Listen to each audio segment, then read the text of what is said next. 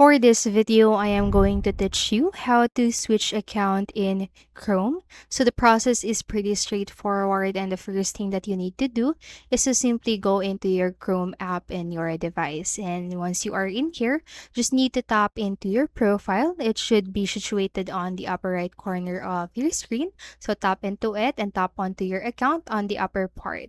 So then once you are in here, just scroll down till the very bottom of the screen and tap the sign out option.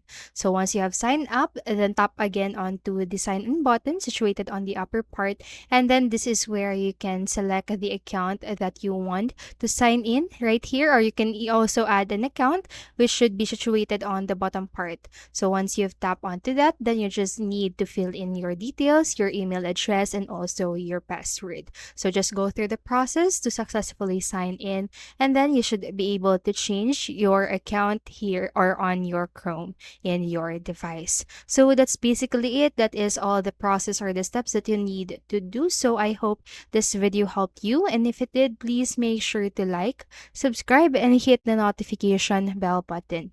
Thank you so much for watching, and have a great day.